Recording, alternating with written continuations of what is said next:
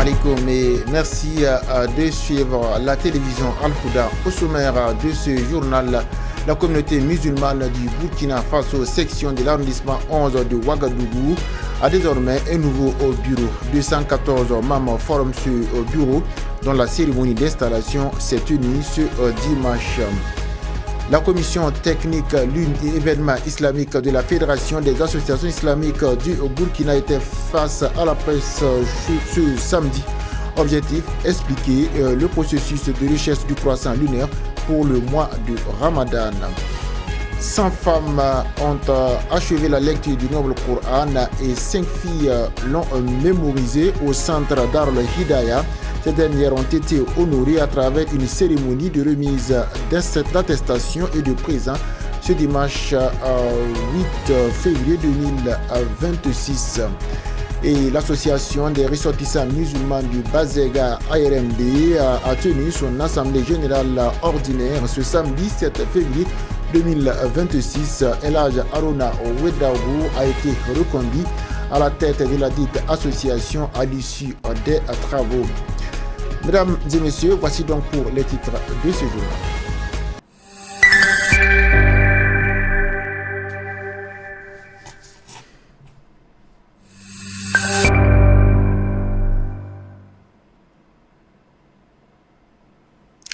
Et la communauté musulmane du Burkina Faso, section de l'arrondissement 11 de la ville de Ouagadougou, a tenu ce dimanche 8 février 2026 une conférence islamique placée sous le signe du partage, de la cohésion sociale et du renforcement des valeurs spirituelles. Et cette rencontre a été suivie de l'installation officielle du nouveau bureau de la communauté musulmane du arrondissement, désormais chargé de conduire les actions religieuses et sociales pour les années à venir. Ensuite, le reportage de Mohamed Lamine Ouedraogo.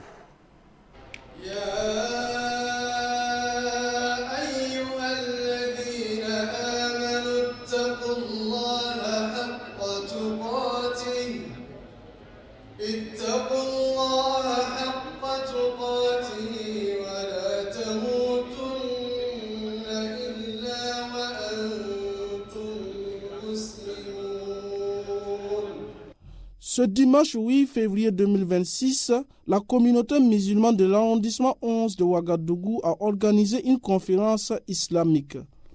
Cette rencontre placée sous le signe de la foi et de la cohésion sociale a été suivie de l'installation officielle du nouveau bureau de la communauté. Si nous sommes là ce matin, c'est pour une conférence islamique dont le thème est la cohésion sociale.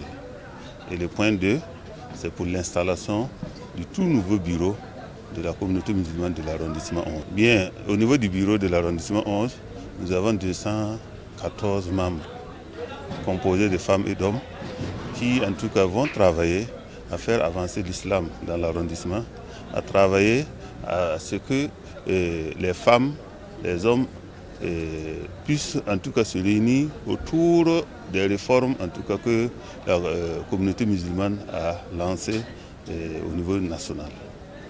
Et aussi, vous savez que à l'heure là, nous prions pour la paix. Et si on veut en tout cas prier pour la paix, il faut réunir les hommes, il faut réunir les femmes, il faut réunir tout le monde. Et il faut réunir les voisins, même s'ils ne sont pas musulmans, ils sont avec nous. Donc tous ces gens-là, nous allons travailler avec eux pour qu'il y ait la paix dans notre arrondissement. Et la réforme, vous savez que ça va toucher beaucoup de domaines, le domaine de l'éducation, le domaine de la santé, le domaine en tout cas de la formation, tout ce qui s'ensuit pour que l'être humain puisse se sentir à l'aise dans son travail, dans sa religion, un peu partout dans la vie. Les nouveaux responsables se sont engagés à œuvrer pour l'unité et le renforcement du vivre ensemble.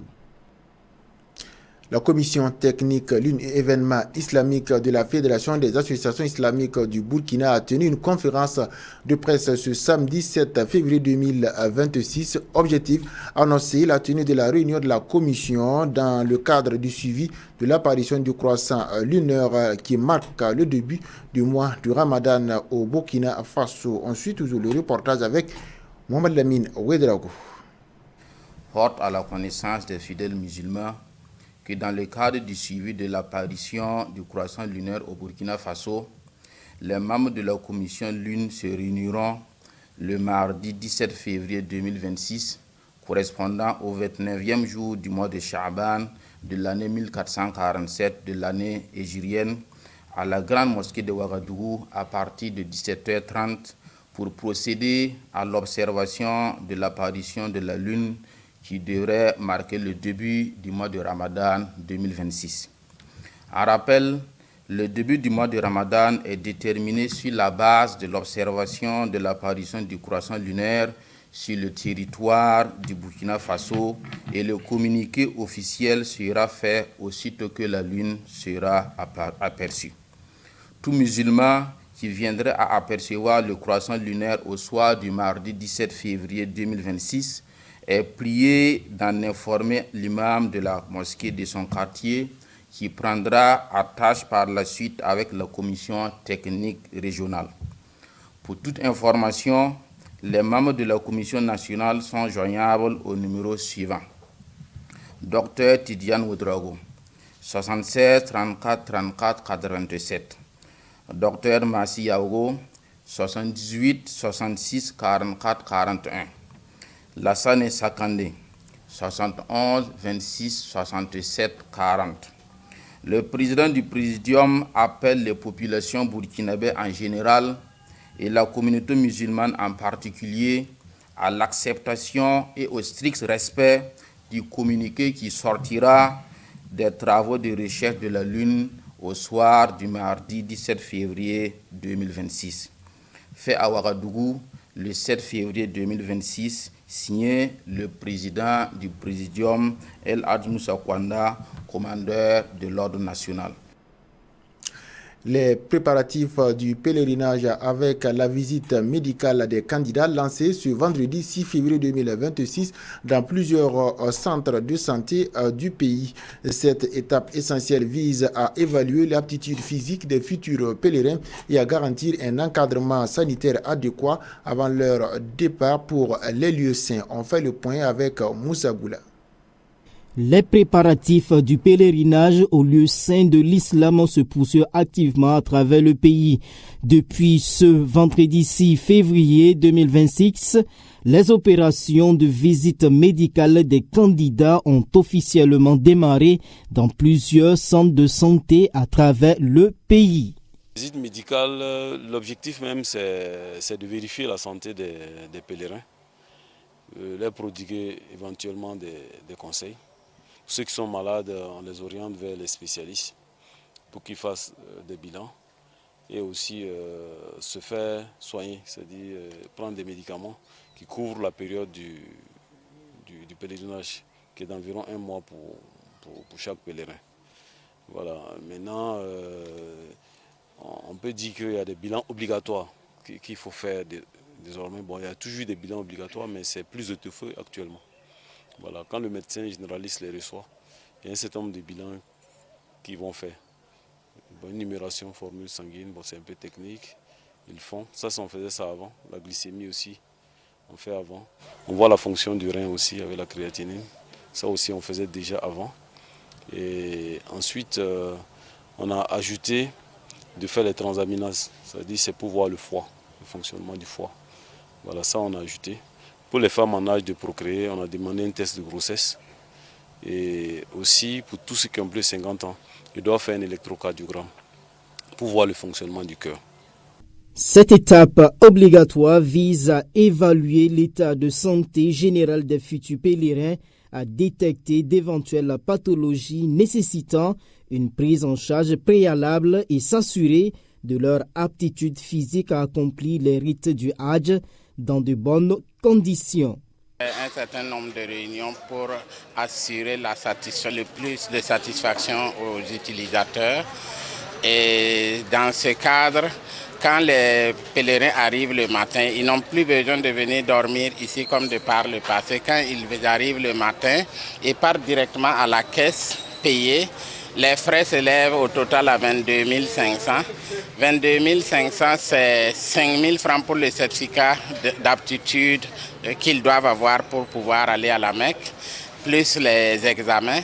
Et il y a 5 000 francs également à payer qui font partie des 22 500. Ça concerne ceux qui ont plus de 50 ans, qui doit faire un examen qu'on appelle l'électrocardiogramme, vérifier la fonctionnalité du cœur avant de pouvoir avoir le certificat. Donc le tout fait 22 500. Ils passent d'abord à la caisse.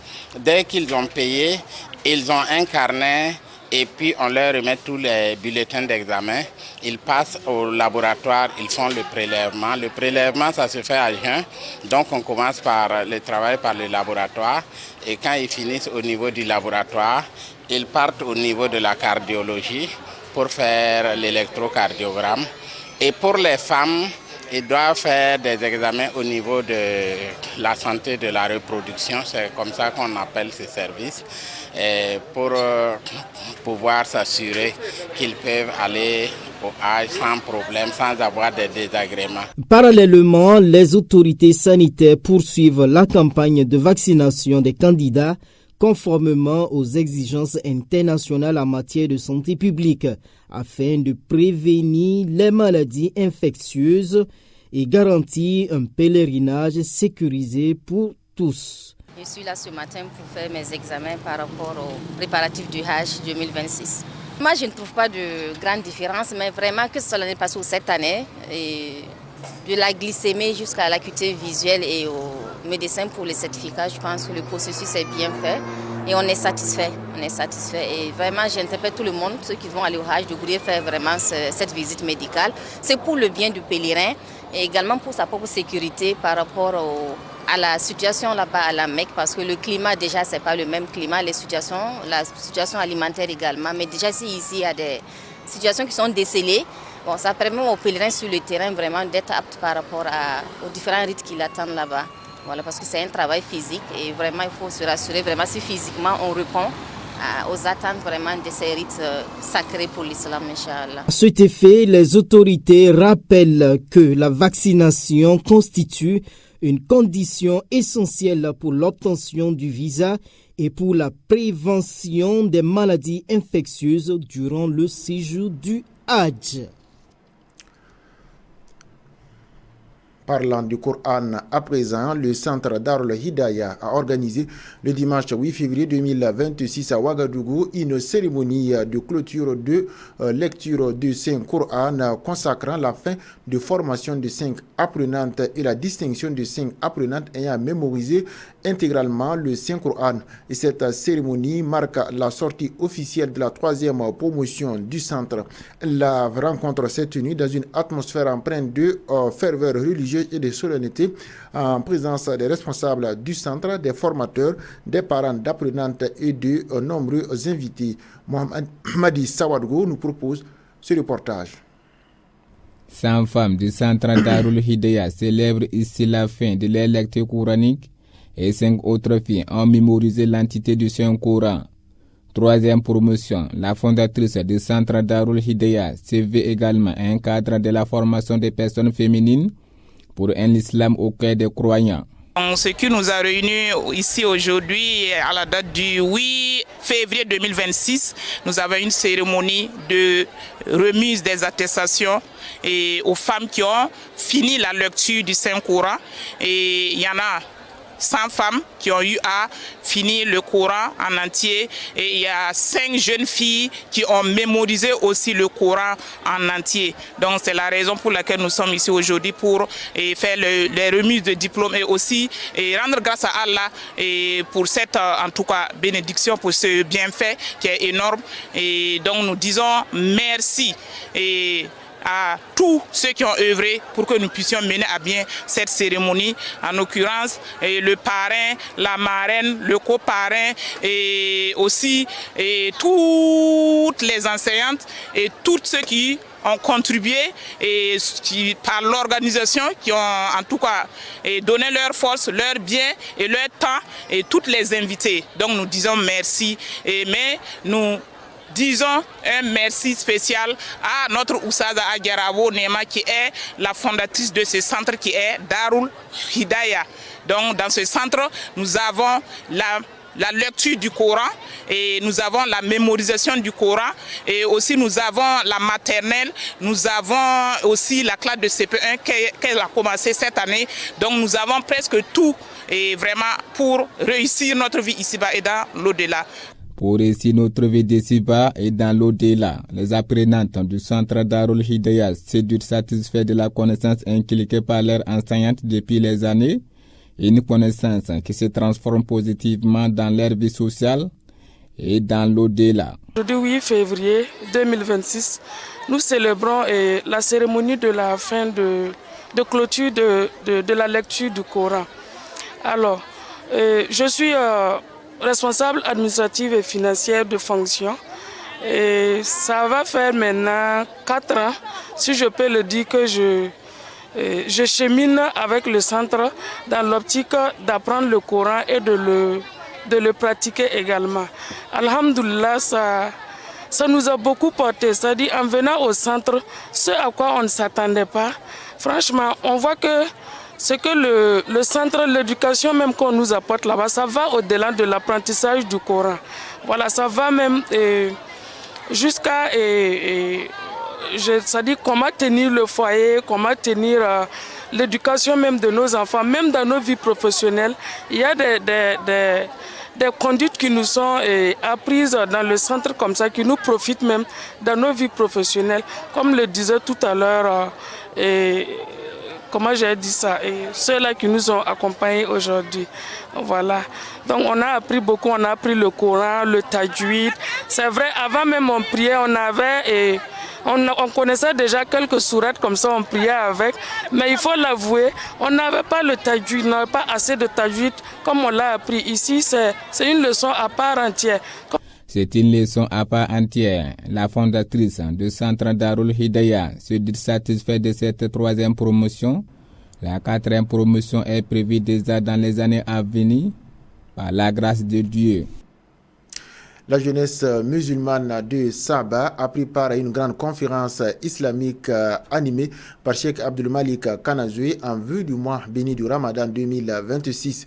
Lors de cette rencontre spirituelle, le Cheikh Abdul Malik Kanazoui a prodigué des enseignements sur le jeûne, la patience et la purification de l'âme, invitant les fidèles musulmans à se préparer intérieurement et à renforcer leur foi avant le début du mois. Abdul Rasmane Bandi. Satisfait tant dans nos paroles que dans nos actions. Oh, à la fête de ceux qui jeûnent le mois, et l'accomplissent avec foi et sincérité. Et fait de ce mois un canal pour affranchir tout ce qui devrait aller en enfer. Et fait de ce mois un canal pour que nous puissions nous rapprocher d'Allah subhanahu wa ta'ala. Le chef il a terminé sa conférence en mettant chapeau à nos mamans qui font beaucoup de sacrifices, qui font beaucoup d'efforts et qui se réveillent très tôt. Et souvent elles nous réveillent pour qu'on mange et on se lève, on fait la bagarre. Donc c'est une interpellation. Arrêtons ça. Nous avons été invités à participer à cette grande conférence organisée donc par les fidèles de cette mosquée qui ont bien voulu animer cette conférence à l'endroit de l'ensemble des fidèles pour préparer le mois de Ramadan qui arrive bientôt. De ce que nous avons vu ce soir, on a vu que ce sont des fidèles qui sont très bien organisés, qui s'entendent et que le thème aussi de cette conférence est très pertinent dans la mesure où ça permet de sensibiliser l'ensemble des fidèles sur comment se préparer pour accueillir ce mois béni du Ramadan. Il faut dire que pour toute activité que l'on doit mener, il faut avoir suffisamment de connaissances et d'informations pour ne pas faire un travail vain. Parce qu'on sait qu'on a 30 jours de pénitence et chacun veut les bienfaits de ce mois. Et pour avoir les bienfaits, il faut savoir comment s'y prendre. C'est un élan de solidarité que je salue à sa juste valeur. La préoccupation a été posée et systématiquement, les fidèles ont réagi pour lui trouver vraiment de quoi, en tout cas, préparer son mois de Ramadan.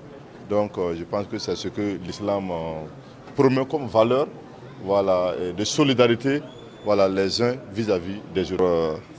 Bon, je n'aimerais pas moi-même commenter la question, mais nous rendrons grâce à Dieu, à Allah pour la santé qu'il nous accorde. Et oui, cette conférence, vraiment, elle a été beaucoup salutaire. Pour entrer dans le mois béni qui est le mois de Carême, ça nécessite une grande préparation. Je pense que ce que nous avons beaucoup retenu, ce que nous avons reçu, ça va nous permettre de nous mieux outiller, de se préparer et spirituellement que matériellement à entrer dans le mois béni qui est le mois de Ramadan. Donc cette rencontre elle a été vraiment bénéfique pour l'ensemble de la population. Oui, effectivement, la solidarité a été un élément clé et c'était vraiment un élément très pertinent que grand imam a évoqué. La solidarité, elle est même avant même le mois de Ramadan, la solidarité est recommandée dans l'islam. Avec le mois de Ramadan, elle est plus sollicitée parce qu'en ce moment on dit que les bienfaits, les hasanats sont multipliés par n en ce moment. Donc ils nous ont beaucoup recommandé pour ceux-là que Dieu a fait grâce d'être plus donateurs au profit de ceux-là qui n'ont. Il y a quelques jours de l'entrée du mois béni du Ramadan, les activités de sensibilisation se multiplient afin d'aider les fidèles à mieux se préparer spirituellement. Dans cette dynamique, une conférence islamique s'est tenue ce samedi 7 février 2026 dans le quartier à Nagrin sur le thème « Comment mieux se préparer pour le mois du Ramadan ». Initiée par des leaders religieux et des associations islamiques locales, cette rencontre a rassemblé de nombreux fidèles, hommes, femmes et jeunes venus écouter des enseignements et des conseils pratiques sur la préparation spirituelle, morale et sociale à l'approche du mois. Moussa Goula. ومن يقنت منكن لله ورسوله وتعمل صالحا نؤتها أجرها مرتين. Le quartier Nagré a accueilli une importante conférence islamique consacrée au thème « Comment mieux se préparer pour le mois de Ramadan ». Fidèles musulmans, leaders religieux et habitants du quartier se sont fortement mobilisés pour prendre part à cette rencontre spirituelle riche en conseils et en enseignements islamiques. Au cours des différentes interventions, les conférenciers ont rappelé que la préparation du mois de Ramadan ne se limite pas uniquement aux jeûnes, mais commence bien avant par une purification du cœur, le renforcement de la foi et la multiplication des actes d'adoration. Les fidèles musulmans ont été invités à intensifier les prières, la lecture du Saint-Coran, les œuvres de charité ainsi que la réconciliation avec leurs proches. Les prêches ont également insisté sur l'importance de la discipline personnelle, du pardon et de la solidarité envers les personnes démunies afin que chacun puisse vivre pleinement les bénédictions de ce mois sacré de Ramadan. Et la communauté musulmane de Kokologo s'est fortement mobilisée ce dimanche 8 février 2026 à l'occasion d'une grande conférence islamique consacrée à la préparation spirituelle à l'accueil du mois béni du Ramadan. Organisée par l'association des ressortissants musulmans de Kokologo, cette rencontre a réuni de nombreux fidèles venus écouter des prêches et conseils sur les valeurs de purification, de solidarité et de renforcement de la foi à l'approche du mois béni de Ramadan. Le reportage toujours de Moussa Goula. يريدون ليطفئوا نور الله بأفواههم والله متم نوره ولو كره الكافرون هو الذي أرسل رسوله بالهدى ودين الحق ليظهره على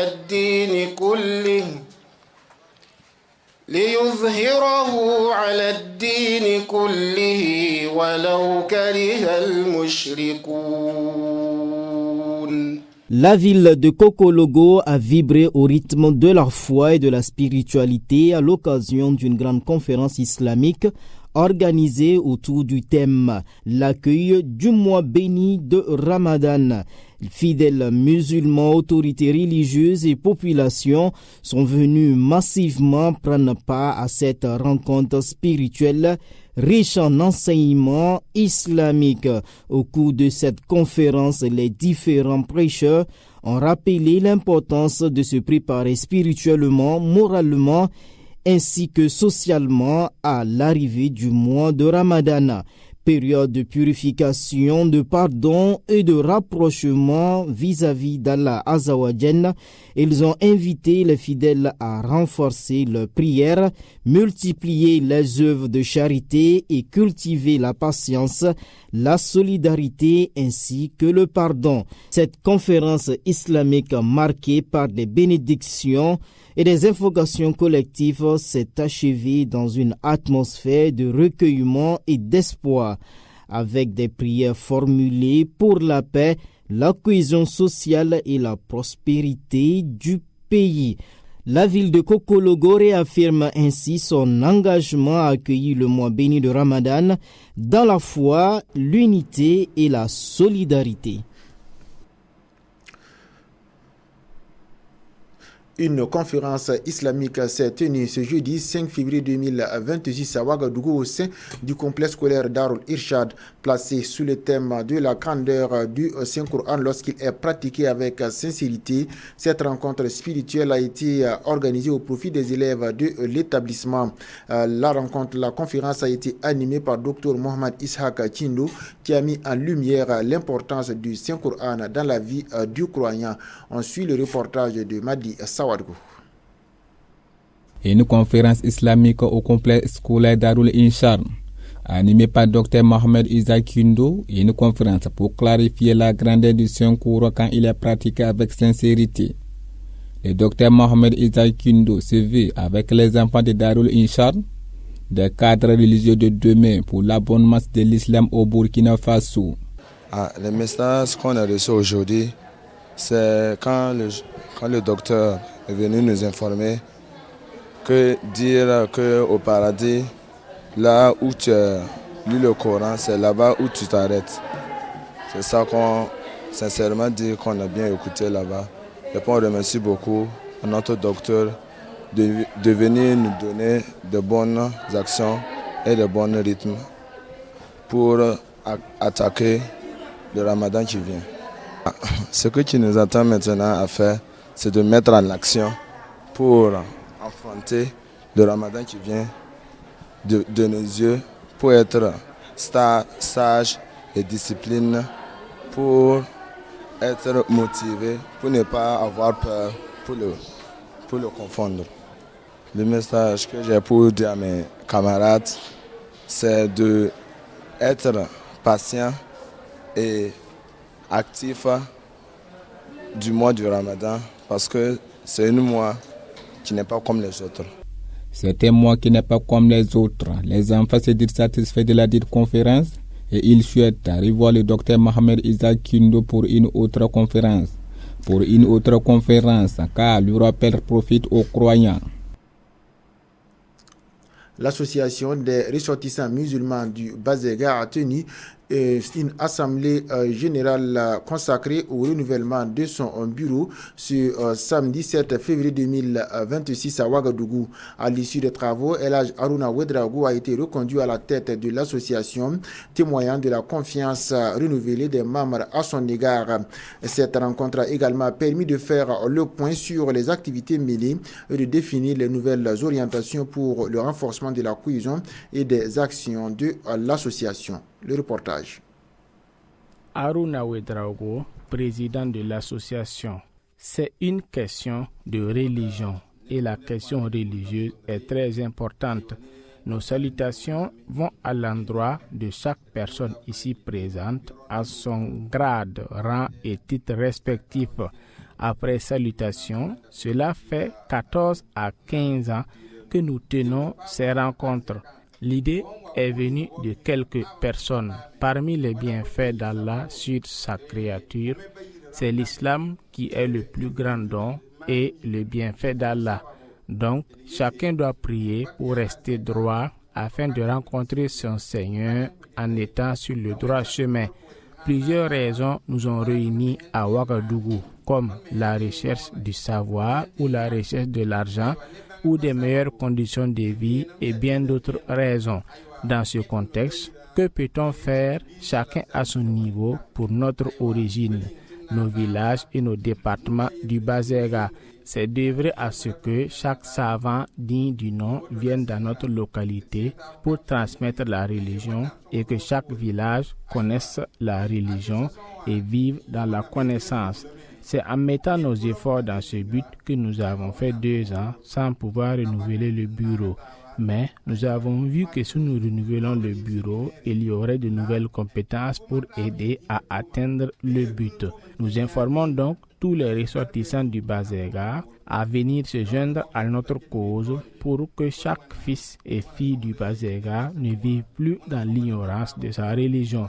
Sur les 7 départements, il nous reste 2 départements. Nous prions pour atteindre les objectifs fixés. Wassalamu alaikum wa rahmatullah.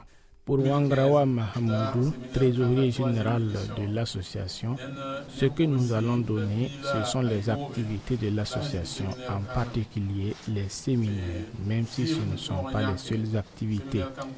Le président a précisé que les séminaires ont débuté par Dahouma, ensuite à Kombisiri. La première édition était du 27 au 29 mars dans une mosquée de la communauté musulmane du Burkina Faso en 2015. 216 personnes ont participé au séminaire. Dans le recueillement du sang, 107 poches ont été recueillies. La 4e édition, du 24 au 27 mars en 2016 à Kombisiri, à la grande mosquée de Kombisiri. La 5e édition s'est tenue du 30 mars au 2 avril 2017 à la mosquée sunnite de Kombisiri. La 6e édition en avril du 12 au 15 avril à Girgo en 2018. La 7e édition, c'était du 4 au 7 avril 2019 à Touessin et la 8e édition à IPLC en 2021. La 9e édition, c'était en 2022 à Binsiri avec 456 participants. La 10e édition était en 2023 à Boissa. Plus de 400 personnes ont participé à cette édition. La 11e édition en 2024 à Saponé et la 12e édition, c'était en 2025 à Tanguin. 500 participants au moins pour cette édition. Le budget général s'élève à 61 416 803 francs CFA. Autrement, l'association a organisé des formations, des prêches, des plantations d'arbres.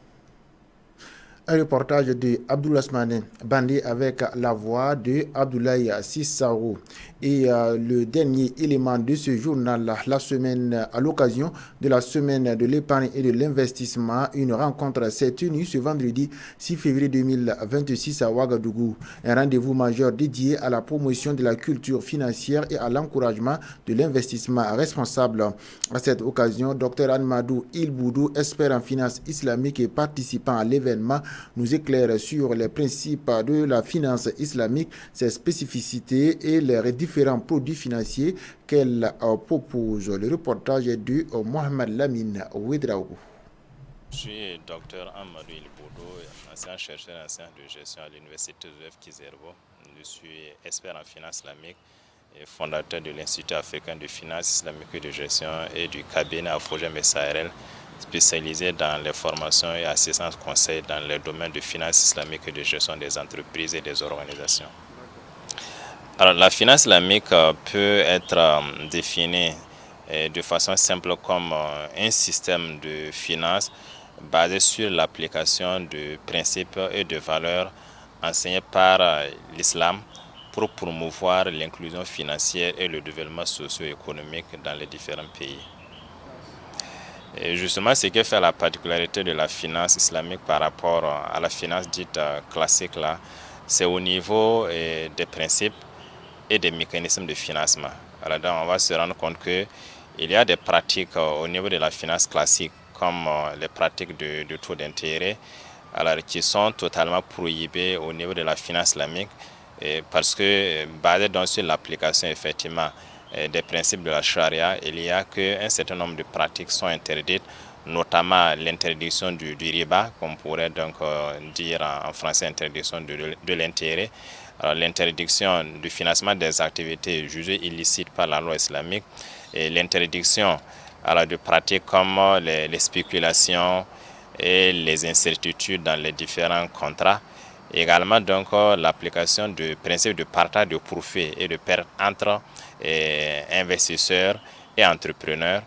Alors, et également, on a le principe d'endossement aux actifs tangibles, permettant donc véritablement d'injecter les ressources dans une économie réelle de production de biens et de services, en lieu et place donc parfois des manipulations fictives qu'on a au niveau de la finance classique, avec toutes les conséquences possibles que cela donc occasionne au sein de l'économie, comme les inflations et autres.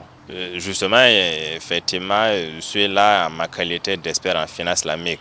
Alors, à cette activité qui est la semaine de l'épargne et de l'investissement, pour aussi donc présenter aux participants à cette activité les opportunités qu'offre la finance islamique en matière d'épargne et d'investissement. Donc, de la même façon que ça peut se faire dans la finance classique, ça peut également se faire dans le système de finance islamique, et nous estimons, comme cela a été démontré donc, au cours de ma communication, que ce soit du côté donc, des investisseurs, que ce soit du côté des entrepreneurs, il y a des avantages très très comparatifs au niveau de la finance islamique par rapport donc, à la finance classique, aussi bien en termes donc, de gains, aussi bien en termes donc, de maîtrise des risques, pour la réussite des différents projets qui sont financés. Donc, ma présence ici, c'est vraiment donc présenter les opportunités qu'offre l'industrie de la finance islamique en matière donc d'épargne et d'investissement. Ainsi s'achève ce journal. Merci de l'avoir suivi. Je vous souhaite de passer une excellente soirée en compagnie des programmes de la télévision Al-Fouda. Wassalamu alaikum wa rahmatullahi wa barakatuh.